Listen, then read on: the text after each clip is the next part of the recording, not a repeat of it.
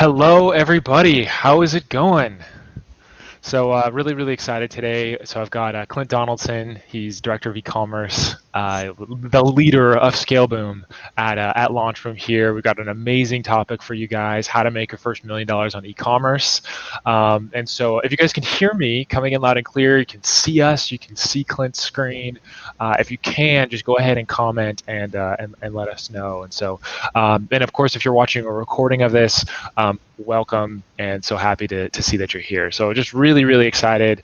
I know most of the content that you've seen from me and from the rest of the LaunchBoom team has been more crowdfunding focused, but a lot of people don't know that we also do e-commerce launches. I can think of a handful of projects we've taken from raising anywhere from 50 to 100,000, 200, $300,000 on Kickstarter and Indiegogo, and then see them have multi-million-dollar first years via e-commerce. And so we've done that a bunch of times, and all of that success, again, turning these six-figure, even five-figure crowdfunding campaigns into seven-figure e-commerce launches is all thanks to this incredible gentleman, Clint Donaldson. He is, like, when I say the man, the myth, the legend, like, he's incredible. He's got an incredible team, and just really excited to for all of you to get to know him today, get to learn about e-commerce. And so before I pass it over here to Clint, I just want to go over a couple housekeeping bits. Of course, in chat, say hi, interact with each other, have a great time. But again, at the bottom, there is a ask a question tool. So if you go ahead, you click that, you can add in whatever questions you have. So don't put them in chat, put them in that ask a question tool. If you do put them in chat, it's okay. I have a way to put them into the ask a question tool for you. But yeah, so put them there, and then at the end of this, Clint and I will be here to answer any questions that you have. And so without further ado, Clint, let's jump into this. Let's go. Let's rock. All right. Thanks, Tom. And thanks, everybody, for joining. Super excited to meet everybody today. So a brief background why I'm here, and hopefully the value that I can explore with you today. So my entire career has been launching e-commerce brands. I've sat in the owner's seat. I've sat in a supportive seat, a consultant seat. So I've been through it all. I have sat around a kitchen table trying to figure out if we were going to make payroll. I've sat around kitchen tables and celebrated. So I've kind of been through the entire cycle of launching an e-commerce business to, even failing e-commerce businesses. So through all those learnings, hopefully today you get some value out of it.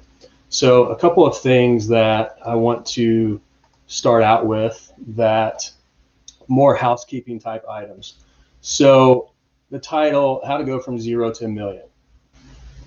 You will learn from me that you're going to be learning more around profitability and the assumption that you're not going to be going out and raising millions of dollars, because very few do that. Most things that you'll see online or through social media is, hey, I went from zero to $1 million, but you don't know that they spend $1 million to do that. That's not what we're after as a team. So as you see, ScaleBoom here is a division of LaunchBoom, and it's really kind of quiet. We're still a little bit under stealth mode at this point, but the whole name ScaleBoom exists because that is exactly what we're supposed to do.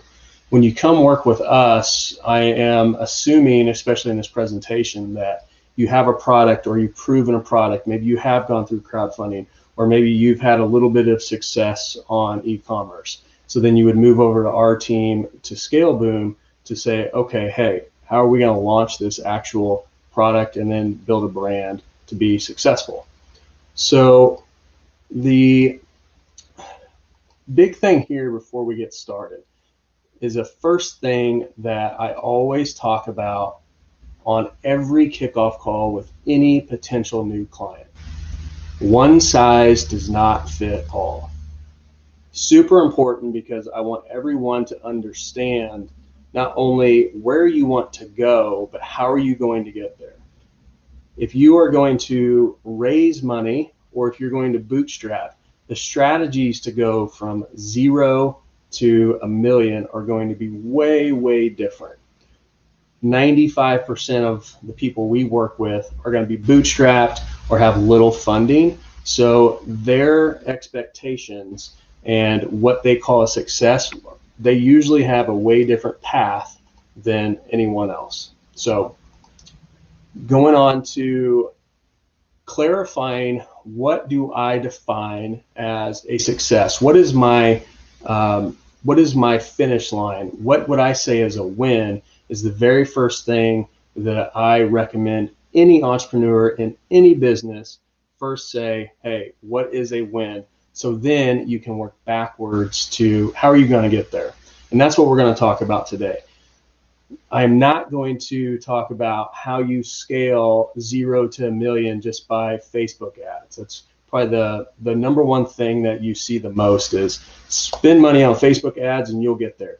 That's not what today is about. There'll be different things down the road if you want a masterclass on that. But today, this is more around how do you set up your business for success after you have defined success. Okay, so number one, assumption here is we've got a product, we've proven a product. Obviously, we have to pick your platform, okay? You have to be out there. So I have Shopify on here, as you see. That is our e-commerce platform of choice. There are numerous platforms. I've worked with almost all of them. However, we choose Shopify really for two reasons. One, it's easy to scale and add in new pages, do things quickly. But I also have it on here for the entrepreneur that doesn't use a team like ours because it is the most easy to use customer experience platform if you're non-technical. So I always recommend Shopify first. I don't get a referral or anything like that by saying that. It is just the number one platform that you can get in there, install templates from day one. If you're trying to move super fast, you could be shooting your product photos with your new iPhone 12, things like that. And Shopify is an easy thing to do it with low entry fees and just easy to use, overall easy to use. Okay, so once we pick our platform, and the assumption is that we have got a domain name set up, we've got everything ready to start driving traffic to, we have to start asking questions around how am I going to get to where I want to go. That is the one thing that LaunchBoom and the ScaleBoom team does, in my opinion, very well, is we ask questions. We ask questions because we're constantly testing. So from there, once I have defined basically where I want to go, in this case, let's just say it's $1 million. I now need to figure out how am I going to get there. And the most simple thing that I always communicate to first-time entrepreneurs especially is be scrappy, okay? Not only because most people are going to be bootstrapped and they don't have a lot of cash in their pocket. This is a great acronym that I have followed for years, almost 20 years, and it's never proven me wrong, whether it be in an e-commerce business, a restaurant, a SaaS company, whatever it may be. So I want to start discussing how we work backwards from $1 million being scrappy, okay? All right, number one, S for sessions. You have to become known, or people have to become aware of your business, okay? Money follows awareness. Sessions is number one. So the number one question that we're gonna talk about today is sessions. How do I get more people to my website? Number two, C, conversion rate. How do I get people to actually buy, and how do I improve the rate at which they buy? Scrappy, R, repeat customers. How am I going to now get those customers that I have converted to come back and buy more often? Okay, I'm simplifying this, and you'll see a reason why here in a little bit, but these things have never ever went wrong trying to simplify going backwards from my goal. So I have sessions, I have conversion rates. How do I increase my repeat customers? A, average order value. How do I get more money from every transaction? And then the last is, at the end of the day, now that I have got my orders, I've increased my average order value, am I putting more money in my pocket? These things are the questions that we ask as a team every single day as we follow our strategic plan to the goals that all of our brands have. Is these 5 things are the 5 things to focus on in every single area of every single day, and that's what's going to take your business from a starting marker. It may be 0, it may be 1,000,000, to wherever it is that you want to go. So let's move on to getting into a little bit more details. So how do I get traffic to my site around all sessions? Okay, if you're starting from 0, or if you already have some type of following, it just depends on your goals. I put on here that paid advertising is the fastest because, again, the majority of our clients want to scale super fast. So I'm going to talk about paid advertising just for a few minutes, and then I'll get into some other aspects. But paid advertising is by far the fastest, just because dollar in, dollar out. Today I can do something, I can get results in minutes. So first thing to think about, it's not, hey, I saw a Facebook ad and an agency was on there and they said, hey, here's the secret success to Facebook ads. The secret success is planning. Trust me, it is in planning. So setting up your funnel. I'm sure that if you've been on LaunchBoom Academy, if you've seen other things that we've put out, we've talked about funnels, but I want to relate that to how we think about it in the e-commerce world. Everyone from the majority has probably seen a funnel: cold traffic, warm traffic, hot traffic. I think of it as know, like, and trust, okay? When we go through the funnels, we ask more and more questions. Number 1, who is my audience? Number 2, what is the creative? Number 3, what is the messaging? So number 1, audience, most important. You could have a really, really broad audience, okay? You could maybe serve people from 18 to 65 or not. But determining who the audience is before you ever set up that funnel is going to be the most important thing, because that leads you to number 2. What is that creative within my paid advertising that is going to get folks to stop on their feed when they're seeing hundreds, if not thousands, of posts a day with all the minutes or hours that they're spending? That is really where us as a team spends a lot of our time just thinking through, how do we get them to stop? And then how am I going to relate to number 3, which is the message in which I'm trying to convey to the customer from the different parts of the funnel. Do they need to get to know me? Do they need to get to like me? Or do they need to get to trust me as a brand? Knowing where you're at in those funnels in every type of creative and messaging is extremely, extremely important. And I want to give you an example. So through our paid advertising efforts, this is a partner of ours, you'll see here from left to right, it basically is your cold traffic, your warm traffic, and your hot traffic. So on the left, what we have done is we've created something that will stand out. It will get people to stop, and it'll tell you really, really quickly exactly what this thing does, okay? That is us saying, hey, just get to know who we are, okay? That ad on the left will get people to stop. Once they click through, what we have now done is we have engagers through our different paid platforms. So once people has engaged with our page, maybe with our social media, we now will serve them this ad that is in the middle. This ad in the middle is a video that was made specifically to get people to engage with the ad. It's a funny video that in the very end, someone drops the white curtain, the white curtain behind him, because it's just a play on, hey, all the weird things that you can see with remote environments. When this curtain drops, he's like in the middle of the desert. So it's just one of those eye-opening things. It's like, oh, I kind of like you guys. I'm going to leave a comment. I'm going to, at my best friend on it. So I went through know on the left, like in the middle, and then on the right is trust. This is what you see. If you see our copy, this is an abandoned cart retargeting thing that we have done. And the trust here that we convey is that is the actual brand owner giving a walkthrough. I mean, he talks through, hey, this is my name, I'm the owner, this is how it works. So it's really starting from broad and then really getting people to engage and then getting them to trust you to actually pull that trigger and hook them in. So at its core, through our paid advertising efforts, we always want to define who are we talking to, what is that creative that is going to get them to stop at every point in the funnel. It's not just spray and pray with one ad. It's being very strategic about knowing who your target is and what you're wanting them to do. and then making the creative and the messaging match those different types of the funnels. Now, with all of this being said, and you're thinking through like, hey, well, how does it work? Here's some results from that exact same setup. So if you see on our left side, we spent about 38 grand in 1 month, returned 4.3.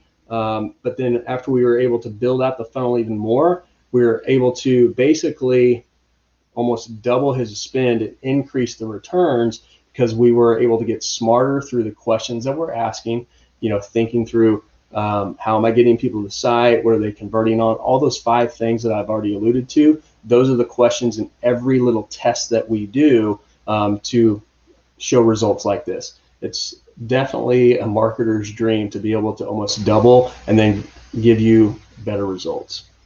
Okay, so a couple of things, just a couple of quick tips that I wanted to show.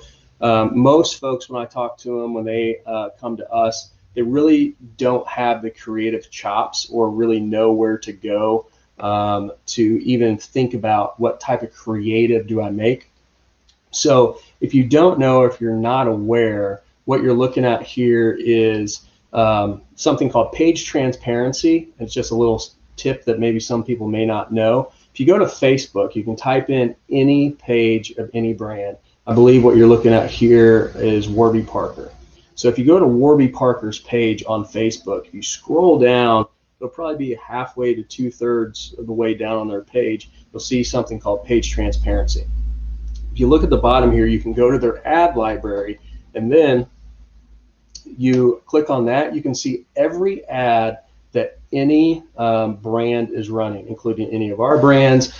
We do this to spy on competitors, things like that, to see like, hey, what are they conveying during this seasonal holiday period or this political period or whatever it may be. It's a great tool that's free that not a whole lot of people know about to just generate ideas, see what's happening in the market. Another thing too is if you go to like Warby Parker's page and look at all their ads, scroll down to the bottom.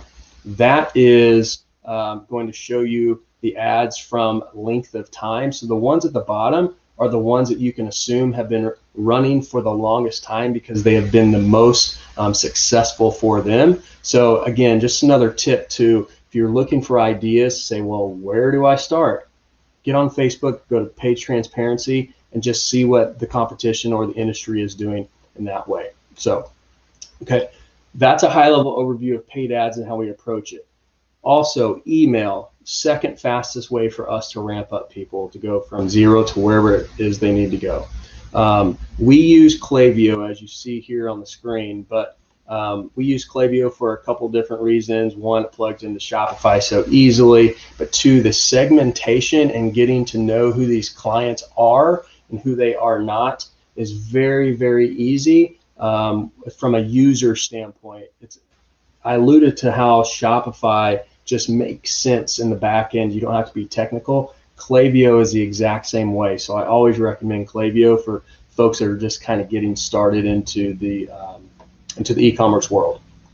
So when we get into email, we follow the exact same type of funnel. So I need to get people to know who we are, like who we are, and then trust who we are so I can hook them in. So it's not game changing. There's no secret there. You're following the same formula by doing that.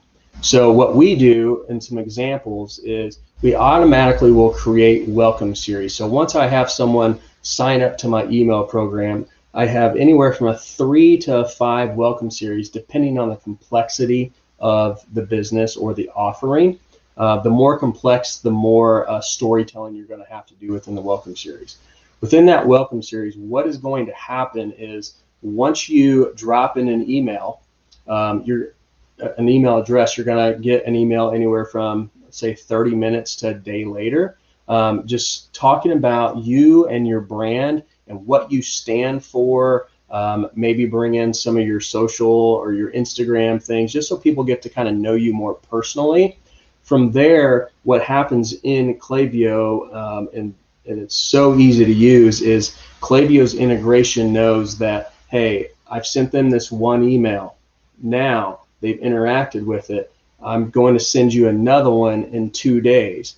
But it also has something automatically built in that says, hey, if they've already bought between this email and this email, they will never ever receive it. So you don't have to think through the technicalities of that. It's already done for you. So once I've dropped people into something like a welcome series, just get to know who this brand is, what I'm going to do next is create a nurture series. What our team does is we outline a merchandising calendar for the entire year to think through content strategies of, hey, what is the theme for this month, or what is the theme for this quarter? And then we'll brainstorm content to provide more value to our email subscribers that's not always pushing buy this now, or hey, we have a great promotional feature now. Yes, we do that and drop that in maybe a few times a month or around the holidays, but really thinking through how do I get people to just engage with my brand by creating content to get to like what we do. And then the very end is things that every person who's ever shopped in e-commerce knows. You've got your abandoned cart emails, you've got your browse abandoned emails. Those are the things where when you create them, that's that content that you want to put into the email around, hey, it's free shipping. You're going to put your testimonials in there, anything to get them to really say, okay, yeah, I trust these guys. I'm actually going to hand them $100 or $500. I've got clients that have $3,500 products. So you really have to think through, have I achieved every level of this? Otherwise, you can't expect for them to trust exactly what you're doing as a brand. Moving along here, I'm time checking. So I talk through paid advertising and email because they are by far the fastest way for you to get results, but they're not the only way. So we also offer, support strategies and everything you see here on your screen. However, just know that your requirements or your expectations that you outlined in the very beginning would need to align with the strategies in which you actually take. So if you are great in SEO or have a passion around search engine optimization, that's totally great, but set your expectation that it may take 3, 6, 9, maybe 12 months for that to even pay off, okay? Forums, things like that. These are great bootstrapped ways for you as an entrepreneur to just, again, money follows awareness. So just get out there and get in forums, have conversations. You don't need to be salesy. You offer advice and value, and the money will follow with the awareness. So that now that we've kind of went through and said, hey, how am I going to grow my awareness? How am I going to grow my sessions? How do I continue to grow my sessions? The next thing that I'm going to do is think through conversions, the C of our Scrappy, okay? Conversion rates. How do I get them to buy? So a couple of points of advice here, and you may or may have not read it before, but guys, optimize for mobile. I mean, it's all over the internet. If you Google conversion rate optimization, what have you, but I am continue to be surprised by the folks that I talk with and see and work with where they do all their development on desktop first. Do not do that. Over 80% of all of our clients' traffic are on mobile because of how we choose to do our advertising. So always optimize for mobile. You can definitely have a different mobile experience than a desktop experience, and Shopify allows you to do that. So point of advice, I want to drill it home. It's not the sexiest piece of advice, but it's so important. Okay, number 2 from reviews or on conversion rate or reviews. We use something that we plug into our Shopify sites called Okendo. Okay, Okendo works very well for us because it's affordable for our partners. They allow you to have several different email sequences. It allows us to ask for videos, for photos, things like that. But you can choose any review platform, but at the end of the day, you just need reviews. Everyone here has shopped on Amazon. They have. That's how Amazon was built. So reviews are a must. Test, analyze, and test. That is at the core of what we as a team at ScaleBoom do every single day to improve our results. So testing is all about asking better questions, and that's what conversion rate optimization is all about, is asking better questions. So when I speak to people in e-commerce, whether they're industry vets or if they're just getting started, they say, oh, well, your conversion rate should be 2% or your conversion rate should be 3%. If you're not achieving a good conversion rate. That is wrong. There's no standard conversion rate because there's so many variables that go into what you're trying to do. One audience may have a standard conversion rate, but a different audience may have a completely different conversion rate from what you're doing. So asking these questions will allow you to put together some type of framework to test against. Is my story consistent? A lot of times what we'll see when we're testing is, hey, if this Instagram ad or this email is stating, a perfect one is don't state free shipping and you land on a page that says I'm going to charge you $19.99 to ship, right? There's a lot of times that when you're testing different offers, you may overlook that, but looking at things like, is my story consistent is a major thing. Is my offer compelling? Most people at this point, when they come and talk to me, they have already proven their product, whether it be through crowdfunding or through some other platform or their own website. But just knowing that, hey, how do I compare to the market? Am I trying to be the affordable rate? Am I the more premium? Am I offering more content to say that I'm more premium? So again, asking better questions. And then things like Google Analytics. I'm assuming most folks on this webinar today are familiar with Google Analytics.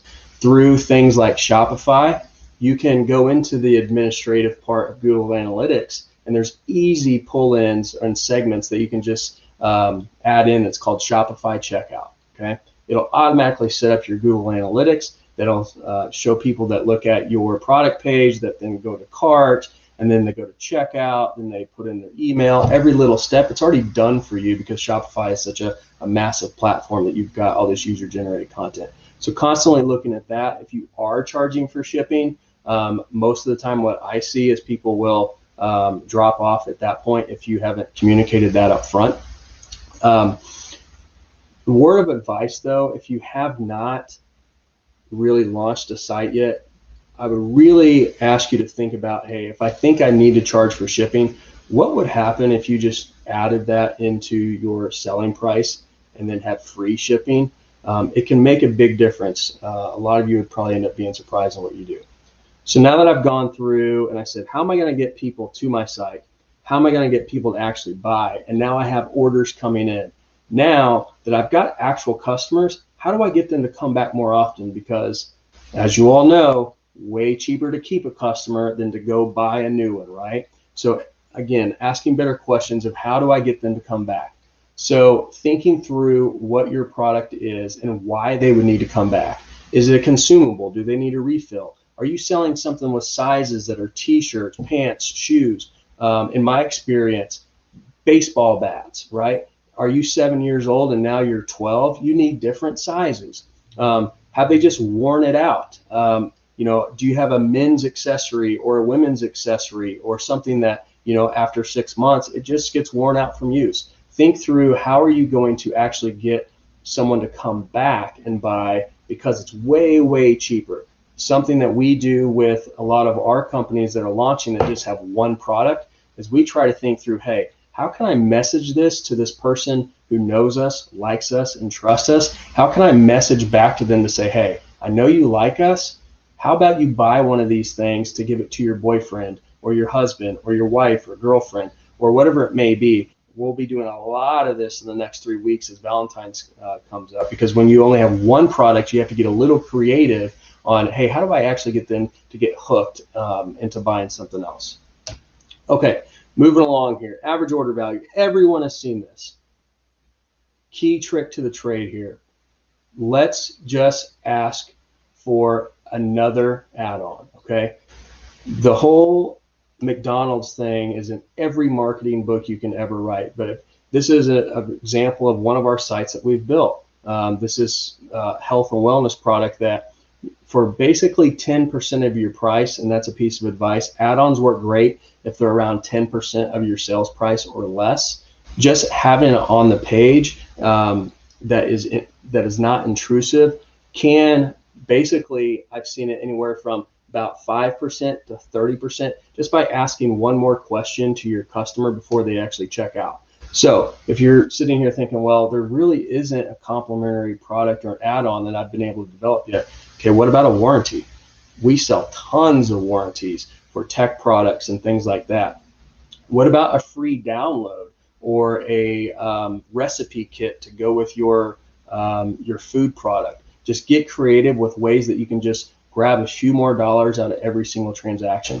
This bottom one is one of my favorites. Can I bundle my products? If you've got more products, or if you're selling hats and gloves, what if you bundle them together and offer maybe 5% off by selling more, but then your average order value goes up 25%. So again, it goes back to asking yourself better questions. How do I get more people to my site?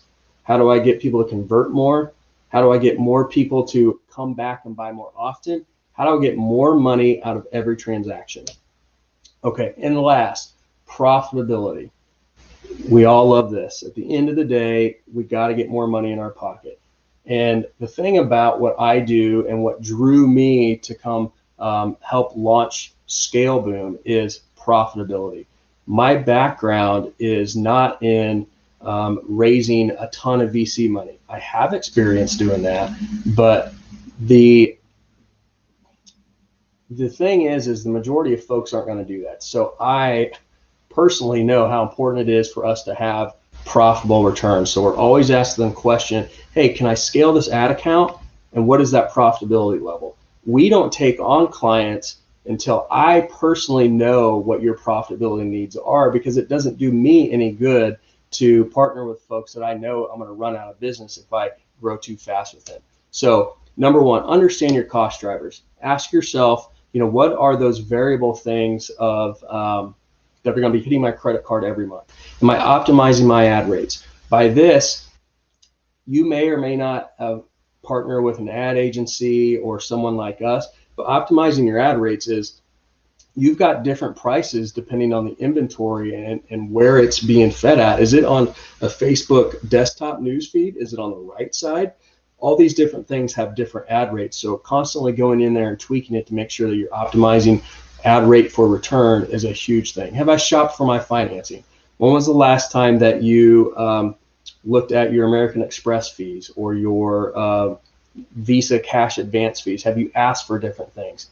Can I create a new product from extra materials? This is a conversation I have with a lot of our partners because they have invented something and they go overseas and do this. There's a lot of wasted material there that you could, you're paying for it. Let's turn it into something else that you can now add on. Perfect example is leather. Everyone knows that businesses in the leather world make boots, but they'll also make belts, but they'll also make bags, things like that, because those are wasted materials that are dollars that they would have thrown away that you would never have had.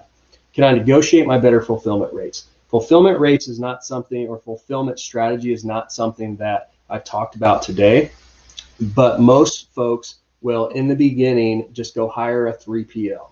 A 3PL is third-party logistics. You ship your product to them. They charge you to store it, pack it, ship it, what have you. But can you negotiate a better fulfillment rate after you have seen some growth? I'll tell you right now, if you haven't done a 3PL relationship, expect for them to charge you about $20 to $30 per pallet per month. You've got storage fees if they're slotting things to be quickly pulled from it. Expect about $1 to $1.50 for every order that they pick off of the shelf. So if you have 2 products, let's say, and you sell something, it's going to cost you, let's say, $1.50 for someone to go pull it off of the shelf. And let's say this order has another item, they're going to charge you an additional about a quarter to 35 cents to pull that second one. So thinking through all of those things of what is it going to take to be profitable in this venture? What can I sell that won't increase my shipping costs? I ask this question to our partners all the time. Is there anything else that's maybe small or lightweight that can ship in the exact same box or package that doesn't really raise your shipping cost? Just a great way to increase your average order value, but your profitability goes up because you haven't increased any cost with it. And then at the end of the day, am I increasing my customer lifetime value? Customer lifetime value is the one thing that we as a team on ScaleBoom talk about in the very first conversation around how do you want to get to where you want to go? Are you going to be able to market toward these customers again? If not, okay, let's talk about how we can do that, because it's always going to allow you to scale faster at a less expensive rate if you're able to bring people back more often and get more money out of it. Okay, I'm running a few minutes behind, so I'm going to hurry up here. So at the end of the day, really what I want us to take away here is to go from 0 to 1 million. It's all about planning and working backwards. If you've got $1 million goal and you know that you've got $100 price point on something, work the numbers backwards. Throw in a conversion rate. Let's say it's 2%. Let's say it's 5%. Work your math backwards to say, hey, oh, I understand now at a baseline, this is exactly what it's going to take. So if you come to a conclusion where you say, oh, I need 100,000 visits a month, okay, great. That's where we're going to start. Now we start plugging in things and say, okay, what's it going to actually take to get 100,000 people to my store? And then my conversion rate, how many of those people can I get back? And then am I able to put more money in my pocket at the end of the day? Some people, when I go through this example, we get to it and they say, oh man, that's not going to work. Okay, well, what's not going to work about it? Do you need to go raise more money? Are you going to lower your expectation? Again, it's asking better questions up front in your strategy and planning to ensure that you get to where you want to go. And in this case, if it's $1 million, work your numbers backwards through these 5 different ways. So I know I'm about 7 minutes behind, Tom. So, and I know I've probably spent a little bit more time in other areas, so there may be some questions that folks have, but It's all good, Clint. I mean, that's what this is all about, right? Is getting in there and sharing this incredible information. And again, guys, how did Clint do? What'd you guys think? Again, I'm seeing some amazing things, right? I don't know if you saw. There's a comment. Clint is an animal. This webinar is dense. So this is awesome. So you did a fantastic job, Clint. So let's dig in and let's look at some of these questions. And so, before I do, I know, of course, the question that we get all the time is this a recording, all this stuff. So wherever you're watching this, the link that this is also a recording. So Merry Christmas if you're watching this live. Just wait maybe half an hour to an hour later, and this will be a recording. So super cool. So now let's get into the Ask a Question portion of this. Again, if you have questions, use the Ask a Question tool at the bottom. And of course, too, you'll also notice there's a button below that says Schedule a Call. So if you want to work with Clint and Clint's team on your e-commerce launch, just schedule a call with the LaunchBoom team. Let them know that you're interested in e-commerce. I know that Clint's been doing a lot to scale, and we can take on a lot more projects right now. And so just really, really excited to take some incredible products to the moon. So let's jump on into some of these questions. So first question here, what kind of margins generally do most of the successful e-commerce players have in their products? Well, that's a great question. In general, let me preface this. So your margin and success of your margin is directly tied to the strategy of how you model or finance your business, okay? So what are you going to pay yourself? What ad rates are you going to use? Things like that. But in general, if I had to answer that, 60 to 65% is definitely doable. I personally have been super successful on margins as low as 35 to 38%, but you have to have a little bit different strategy because your acquisition costs just can't be as high. So in general, rule of thumb, 60, 65%, you can make it work. Awesome. Great answer. Great question. Next question. We are considering GetResponse for email. Any idea how it compares to Klaviyo? No idea. There's my candid answer. I really do not know. Awesome. Familiar with the name, not familiar with the offering. Awesome. Next question. Is it better to research right pricing for a product than figure out how to manufacture it cheap enough to have decent margin? Or is it better to build a decent product and then find customers for it who will pay the right price?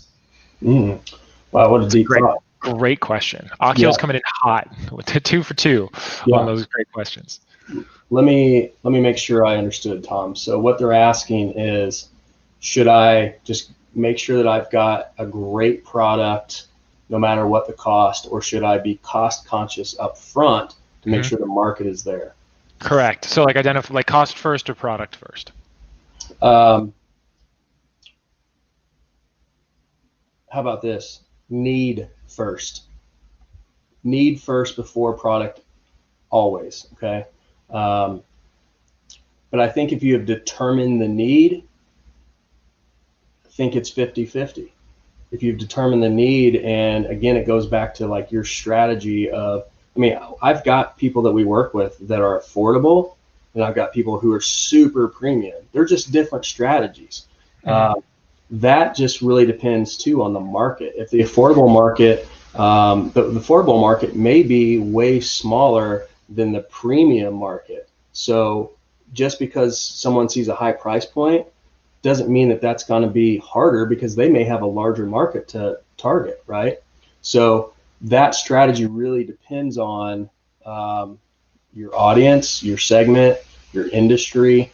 But I mean, great. I've been talking about asking great questions for 45 minutes now. So great questions lead to more great questions. And so I love it. Love it. And I'll dig in here too. Looking at it from a crowdfunding perspective, because I know Akil, as you commented, that's you wanted to know a little bit more about crowdfunding. So the crowdfunding kind of demographic is a little bit more well off, right? It's not somebody who's struggling, like somebody who's backing crowdfunding projects are not struggling to make ends meet, right? Because crowdfunding inherently has risk.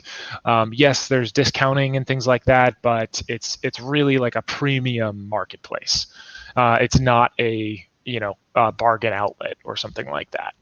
And so usually going for the more expensive is awesome. And I mean, we can look at like, okay, who's done what, right? I mean, we can just take Tesla, for example, started with the Roadster, right? That was his objective. That was Elon's objective, is let's start with really expensive, really high price, really like a smaller market, best of the best, win all the stuff, right? Your flagship, and then like making it more affordable, the S, making it even more affordable, the 3. So like all of that stuff. And so now the Y.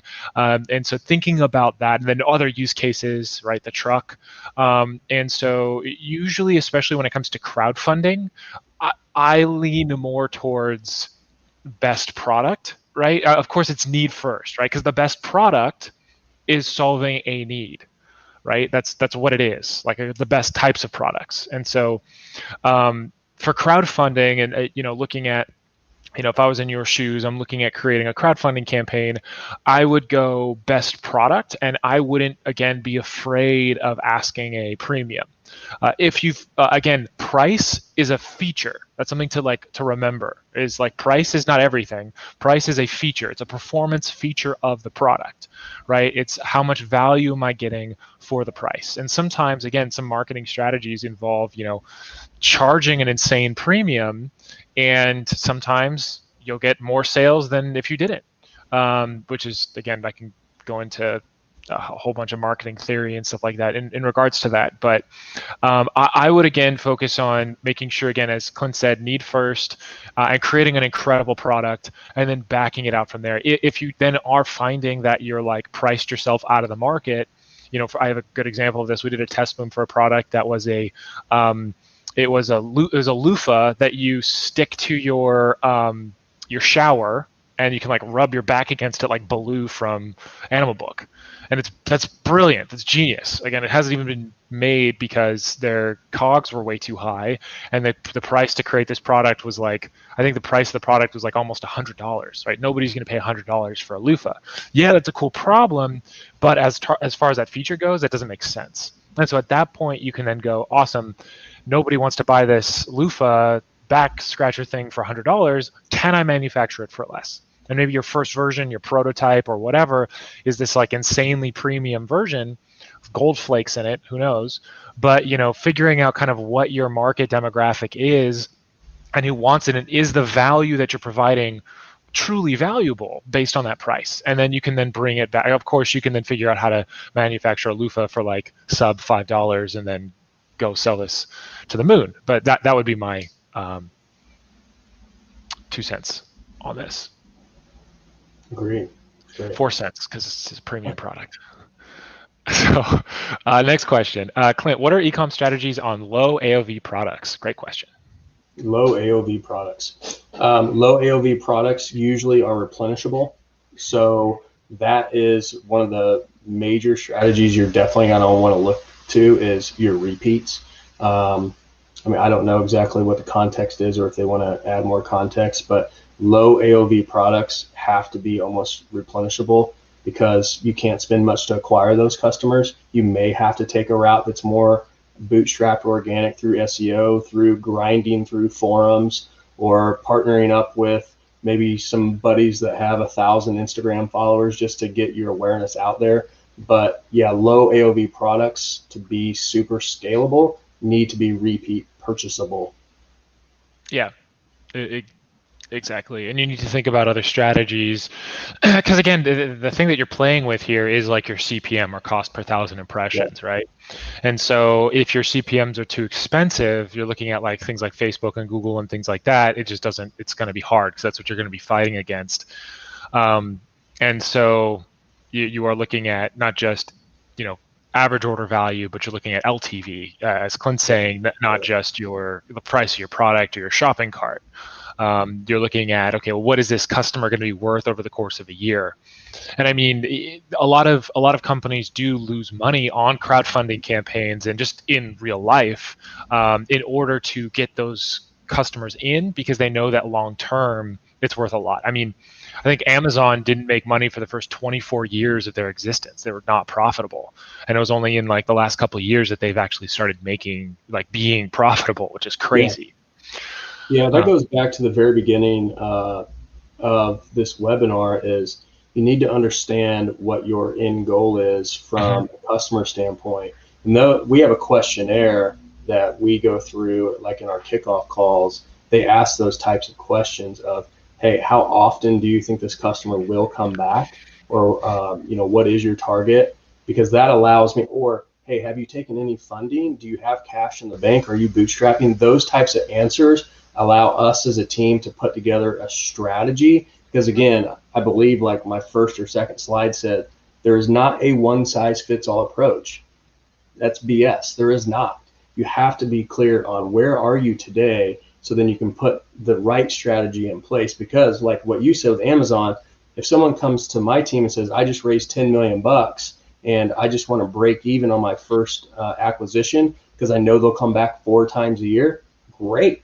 That's just a strategy. If they come back and say, I have $0, okay, great. Now we work through a different strategy. So answering those types of questions up front is imperative. And that's why I have that like on my kickoff call. Because otherwise I can't put an Amazon strategy in or an eCommerce Amazon strategy to just break even on my first acquisition.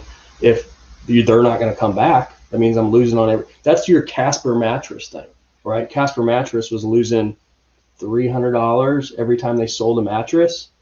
Well, they sure are betting that you're going to come back and buy some more mattresses or mattress accessories because you can't afford to lose $300 on a single purchase if you don't come back. So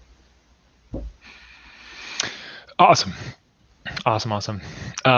Fantastic answer. Fantastic question. Again, AOV, it's all different. It's all about strategies, right? Like as Clint was saying, it's about asking the right questions, and good questions answer more questions. And so everything's possible. It's just a question of, can you ask the right questions? Oh, cool. This is a fun one. Can you tell us a ScaleBoom success story?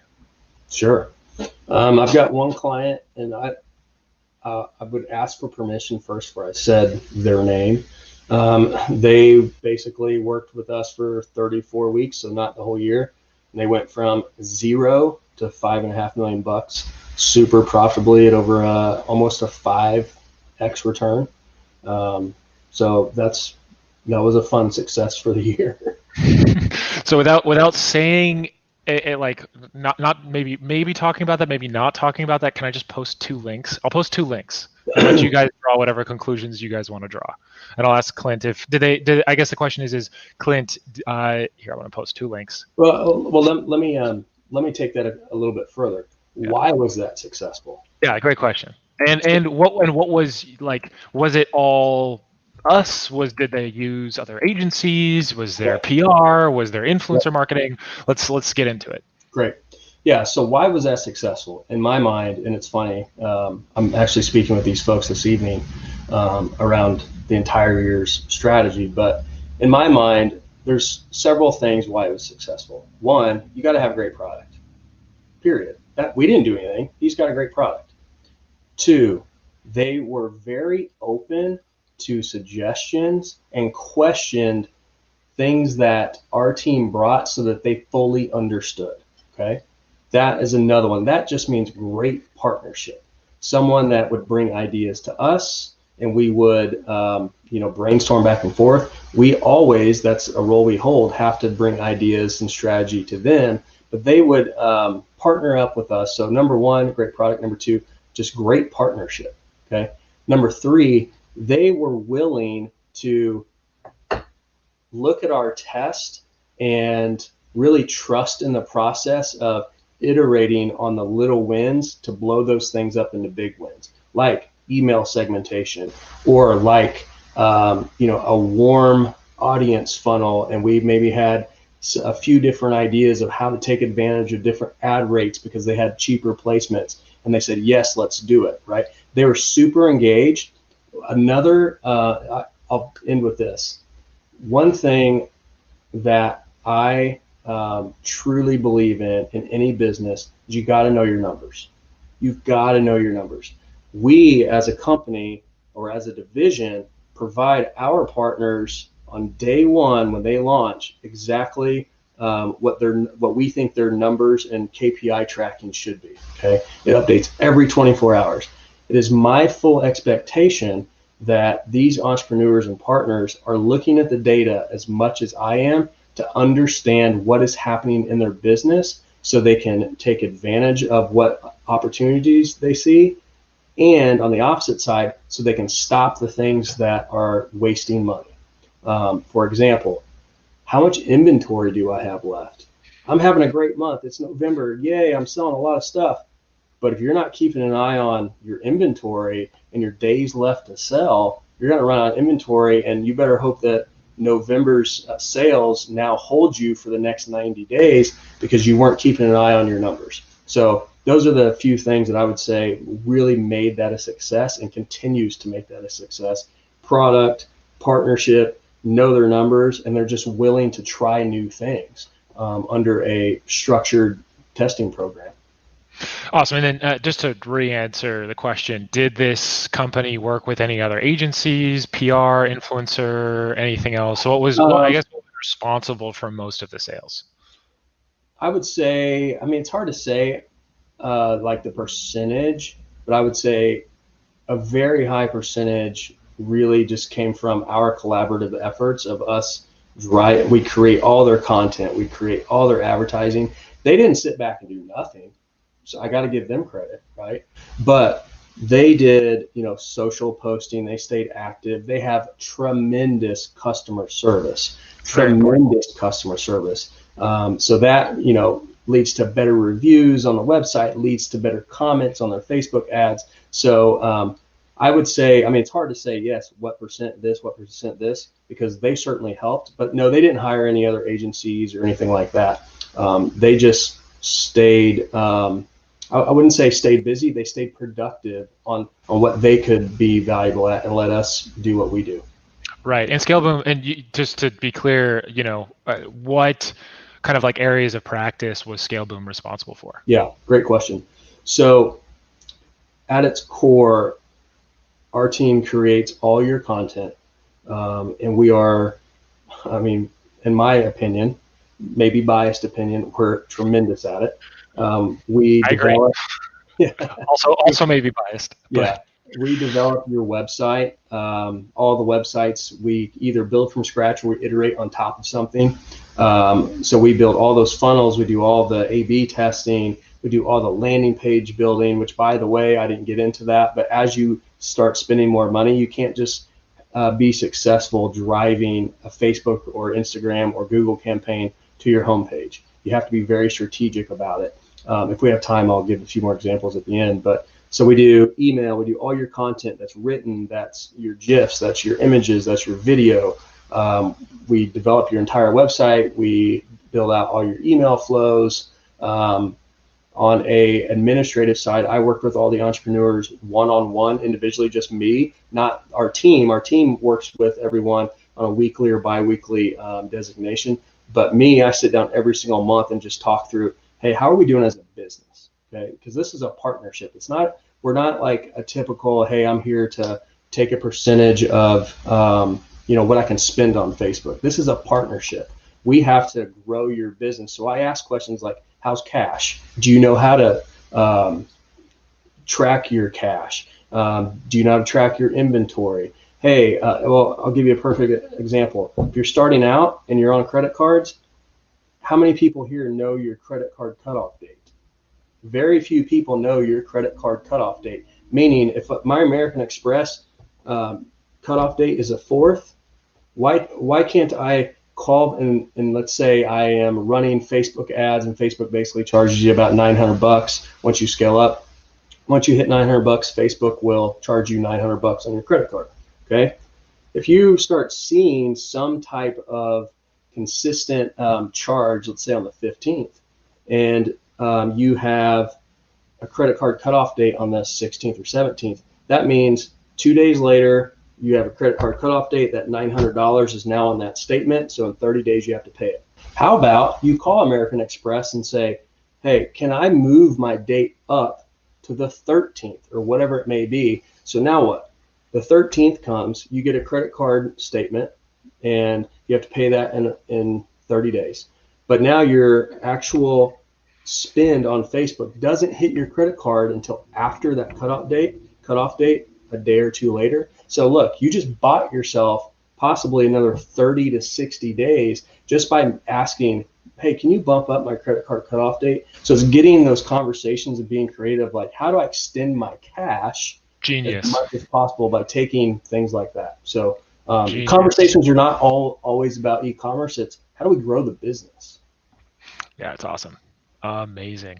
Another kind of follow-up question from me on this is, so I know a lot of people on here that are watching are doing crowdfunding, right? They're doing Kickstarter campaigns, they're doing Indiegogo campaigns, they're doing Indiegogo in-demand campaigns.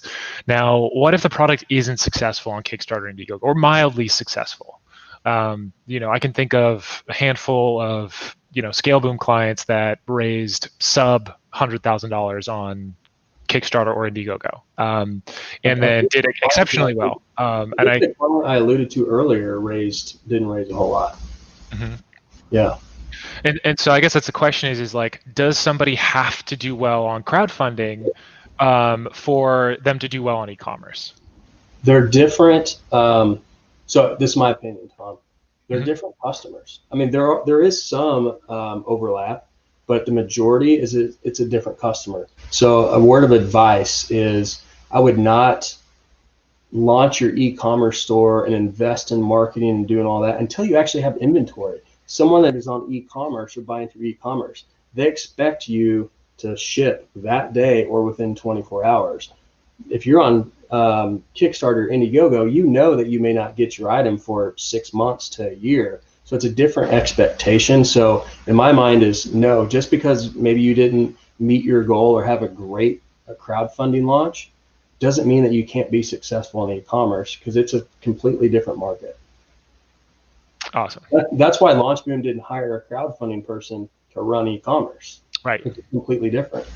Yep. Well said. Next question. Do you use the same strategy on different platforms, i.e. Google Ads, YouTube, Bing, Facebook, or does each have their own ads and strategy? Great question. They each have their own ads and strategy. Example, something that I believe in. Your social platforms, your Instagram, your Facebook, really grows awareness, and Google PPC strategies fulfills the need. So if someone is on Facebook, you may serve an ad for a wallet or whatever it may be, but you're not going to just show a random wallet ad on Google. The person that's going to find you has a high intent on Google, right? So there's a difference there. But I'll give you an example that I alluded to just a little bit ago. So things on Google can be way different strategies where you can, and I'm doing this with a lot of folks that don't have large budgets. I have brand partners that compete against very, very large VC-backed, hundreds of millions, even $1 billion of investment. So what we do is we piggyback off of their spend.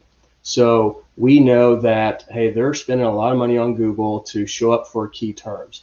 So what we do is we put together a strategy for those long tail key terms that aren't as expensive. So it could be like, well, I'll give you an example. So one of them is we have a partner that is in like the blood flow circulation type industry, but they're not compression socks. But the compression sock customer is our customer. So we do things like why compression socks don't work, or negative side effects of compression socks, things like that, that we know we can piggyback on that awareness and draw them to specific landing pages that we've built that speak directly to it. Or you could go directly after a competitor. If I am Nike, I can run a search campaign on Google that's titled why Reebok customers are choosing Nike. They click on my link, and now I've got a landing page saying why me as Nike is better than Reebok or Adidas or whatever. So there's a lot of different strategies. So long story short, completely different strategy. Totally different. So yeah. Yeah, totally different. It's completely different use cases, all the above. Next question. I want to answer that. I can answer this one too. Has it ever happened that awesome packaging that results in a great unboxing experience added real value to the product or sales? I can answer this one if you want. Clint? I'll answer it first with one word. Go for it. Yeah. Yes. There's my answer. Yeah, that's exactly what I was going to say too, is absolutely. I can think of a handful of products, and this isn't just with, this is not just with e-commerce. So Evo Planner is a fantastic example of this. They were one of our crowdfunding campaigns. I think they raised well over $1 million. It was a planner. And for something especially like that, where it's really hard to get the value of a planner without like seeing it or experiencing it, yeah, the number one performing video of all time was an unboxing video. That was like it. Crowdfunding campaign, e-commerce, everything. 100% was unboxing video, and it was cool too because there's a bunch of different ways to do an unboxing video. You can do like a beautiful, well shot, perfect unboxing video.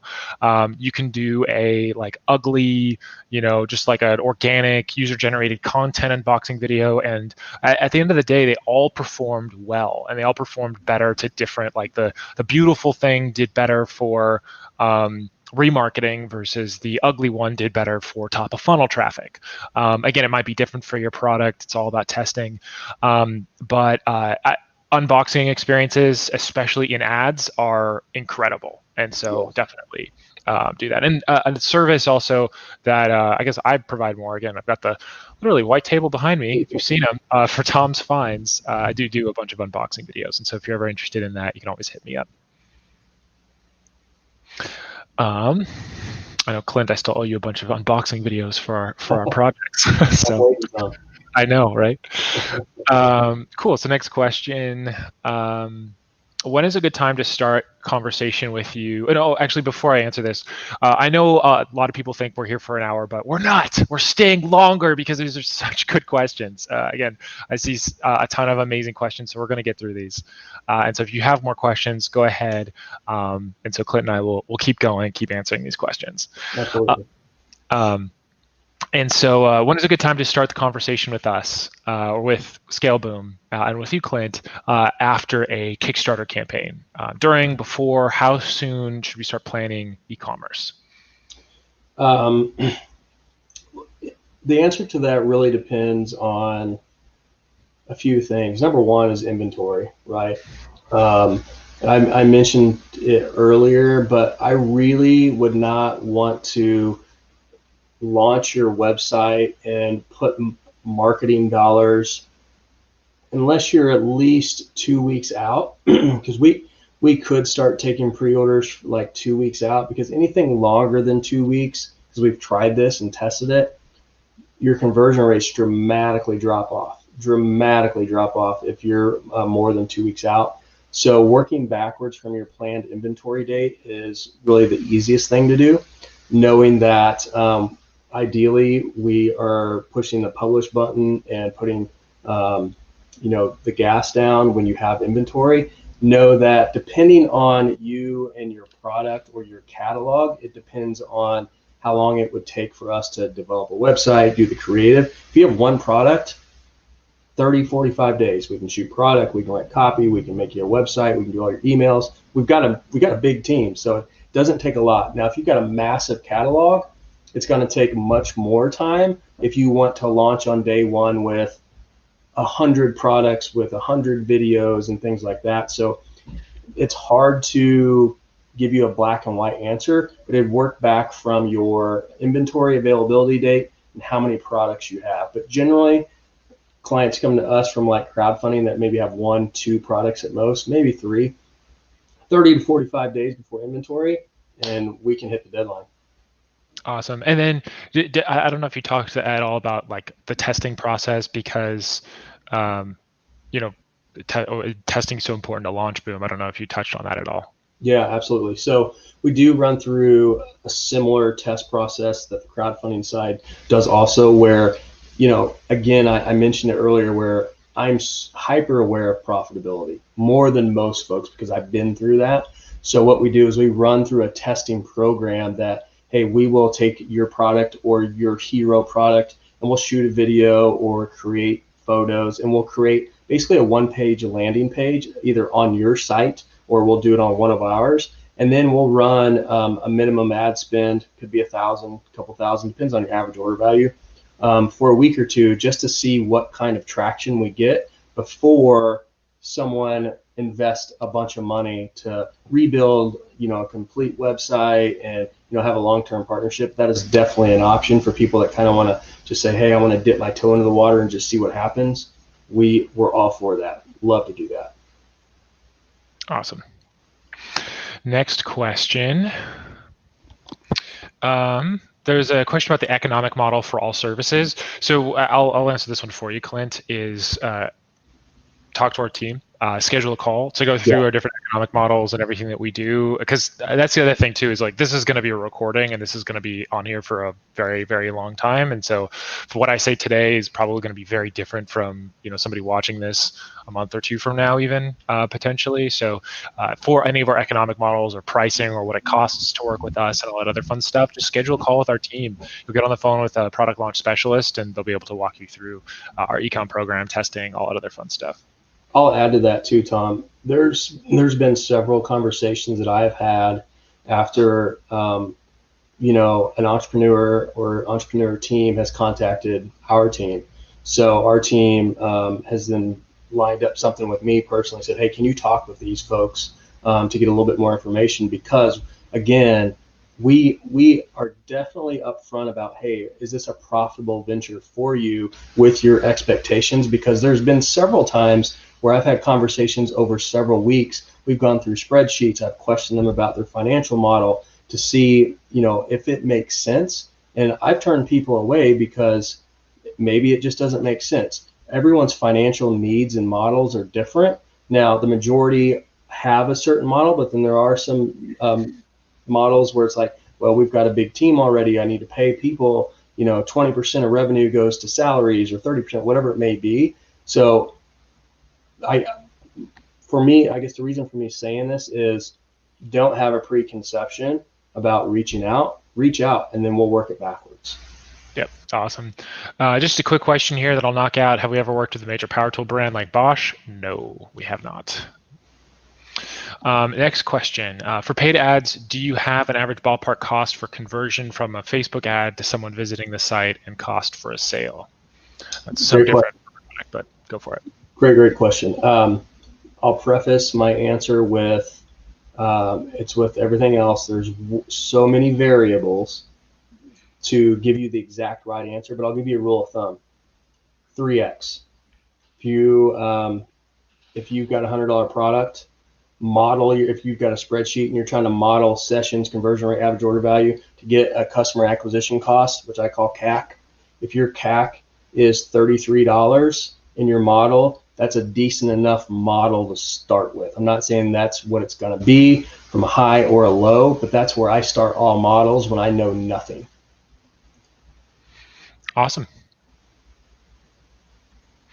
Next question, how does margin behave from the beginning when you're starting out with a low MOQ over time, and how do companies scale or plan for the margin increase from a cash and margin perspective?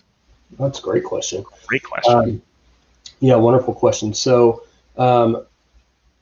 cash flow forecasting, number one, having upfront conversations about MOQs and if you're going to get a better margin from your supplier or your supply chain needs.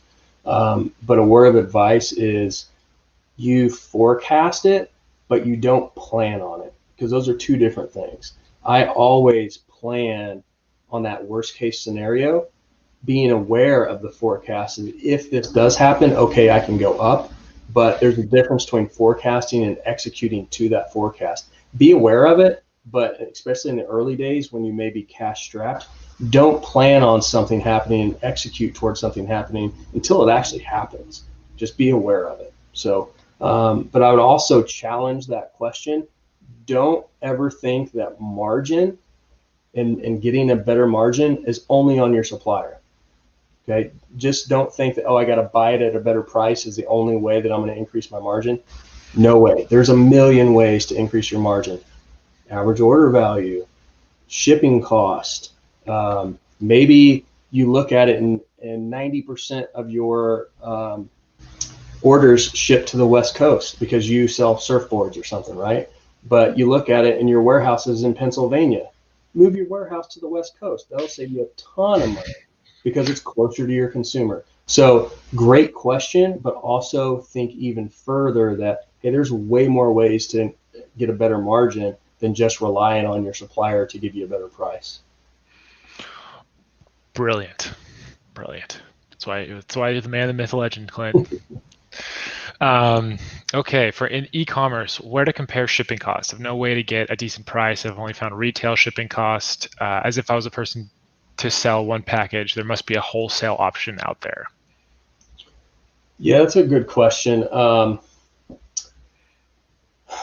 Your shipping price is determined on a lot of things, okay? UPS, FedEx, last time I looked, the accessorial fees is like 30 or 35 line items. But your weight and your dimension and your destination and your origin, those four things are going to tell you exactly, or not exactly, but the majority of what your cost would be.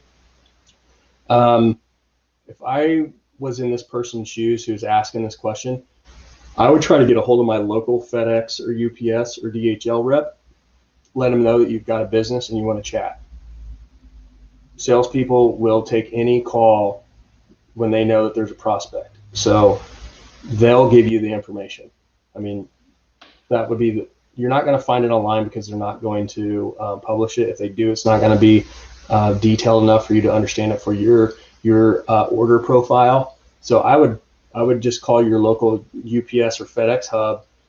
It may take you a couple calls, but you have a local rep that bangs on doors and goes to the strip malls and things to try to drum up business. Find that local rep, become friends, and have them run some scenarios for you. And that's a best way to do it. Awesome. So it doesn't look like there's any more questions here for now, but amazing. If you guys have any more questions, again, hit that schedule a call button right below this video. You can get on the call with our team, talk you through things. If you've got, I guess, Clint, if people have any questions, is there a way to reach you, or would you prefer people just go through our online form? No, you can email me to set expectations. Don't expect me to email you right back within 20 minutes. But I share my email with everyone because I'm here to help first and foremost. Clint, CLINT at LaunchBoom. Email me if you've got a question. If you are investigating 3PL options and you're like, hey, is this a great price? I will help you. But just please don't expect me to respond immediately because who knows how big that inbox will get, but I will get back to you. Awesome. Well, thank you so much, Clint. So one last kind of fun thing while people are still here. So Clint, amazing. Thank you. This was first. No, thank you. A lot of fun. First webinar together here, and I'm excited to do many more of these. If you guys in chat want to share any thoughts, what you guys think of Clint, some big takeaways, things like that, I'm going to screenshot it and send it over to the ScaleBoom team.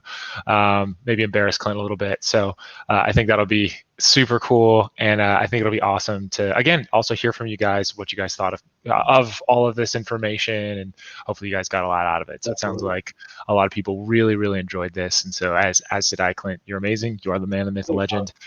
And yeah, and so just really excited for the next one, and hope everybody on here has a fantastic day, and take care. Thank you. Bye, everyone.